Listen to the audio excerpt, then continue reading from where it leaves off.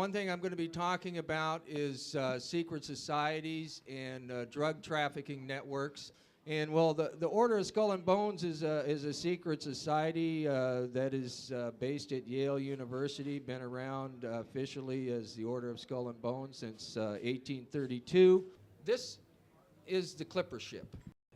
And the China trade is a polite way of saying the opium business.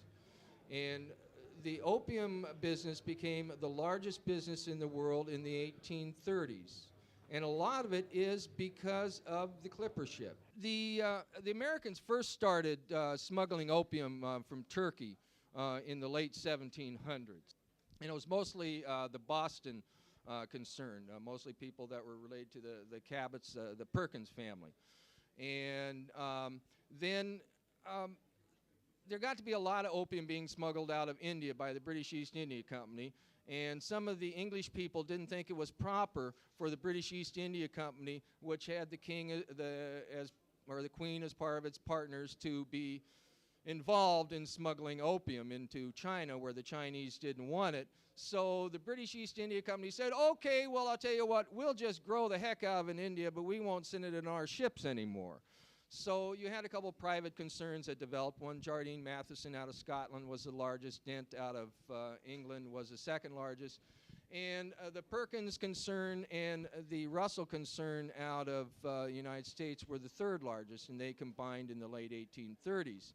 And the thing is that, like I say, the core group at Skull and Bones, they're all related to the Cabot families.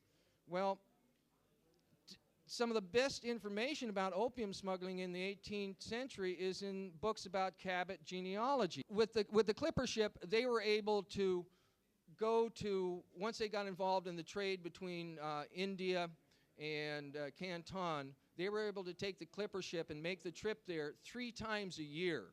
And before that, it would sometime take them up to 2 years just to get from Canton to India and back.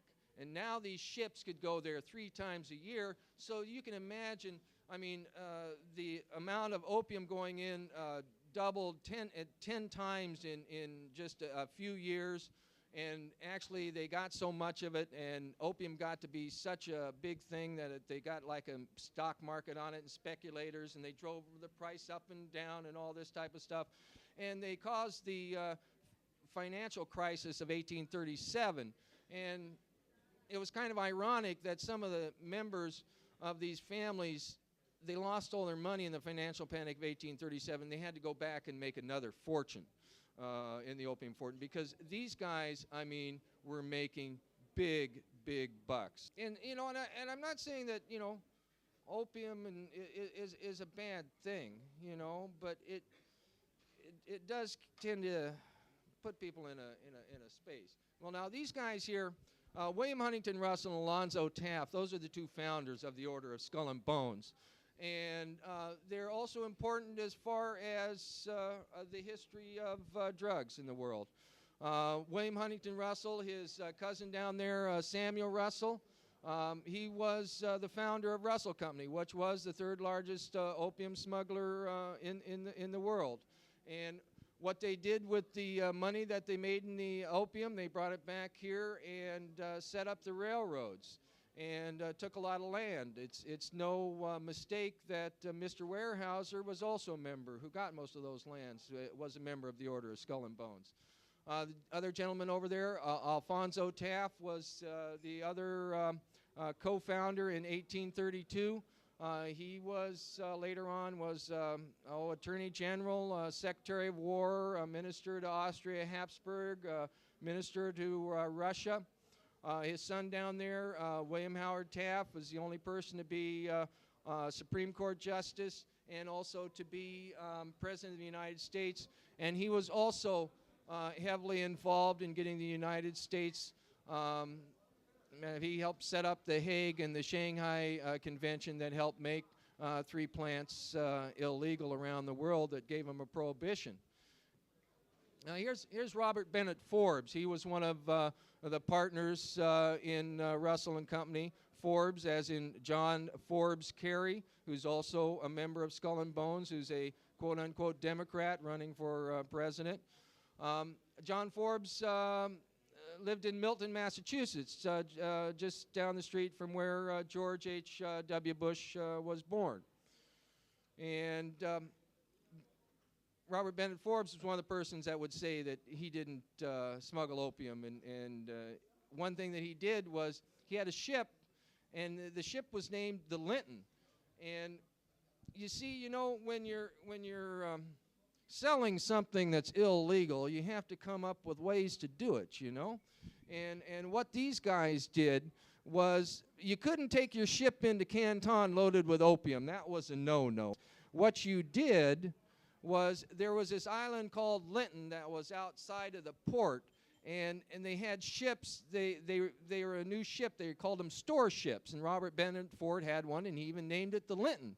And it sat out there for like 2 years, and the ships would come up, and they would offload the opium there, and then they would go on into Canton, and they would sell their chits, their piece of paper, to the people, and then they would go down there and pick up their opium.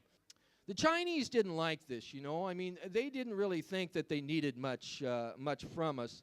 And after the Americans first, we were able to sell them some of the ginseng that we collected and whatnot, but they didn't really want the pottery that we made. They had China, you know, and they had all the cloth and all the stuff that they needed. And we were able to, you know, kill off most of the seals in the Northwest and take them over to them. And then we cut down most of the sandalwood in Hawaii and places like that. But after a while, we didn't really have anything, so they had to come up with something to get the items there. And then also, it was part of a political scheme in that the Dutch had found out early on in their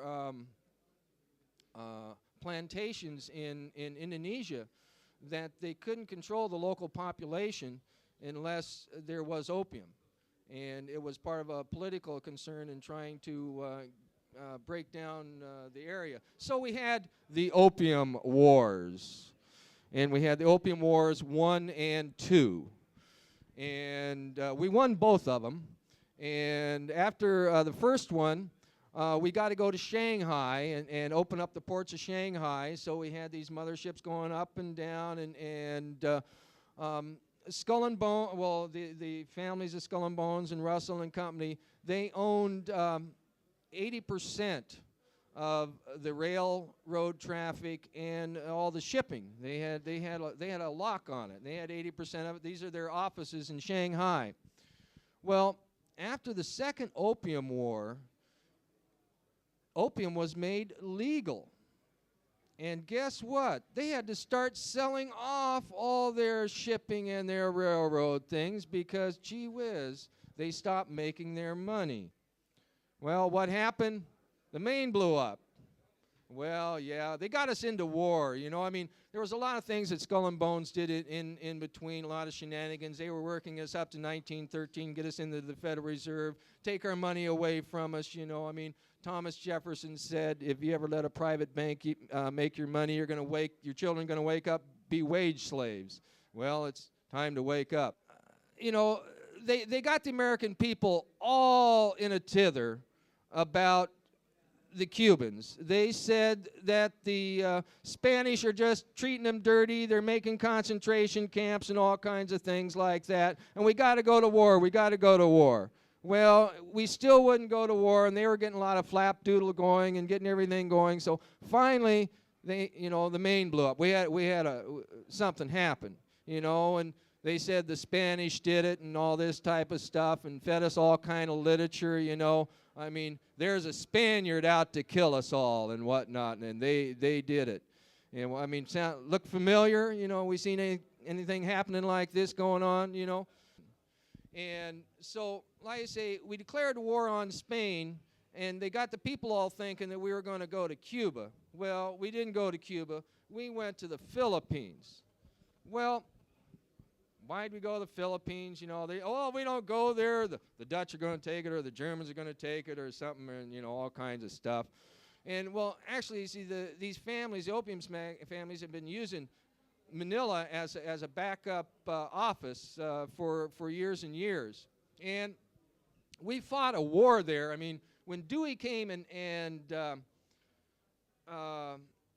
met the Philippines at the beach, they'd been fighting a war against the Spaniards for quite a while, and they'd pretty much beaten them. And the Filipino says, boy, we really kicked those Spanish butts, Mr. Dewey. And Mr. Dewey said, well, my little brown brother, we need to take care of you. So, and then if you follow the career of Mr. Taft, like I say, one of the things that he did was he got us involved in the Hague and the Shanghai Convention. And then it's very interesting, if you look at the Order of Skull and Bones, you can find through Reverend, there's a bunch of Phelps and Stokes and Ansons. I don't know if it's Anson Phelps Stokes or Stokes Phelps Anson, but they were involved in the other side of creating the clamor about opium being bad.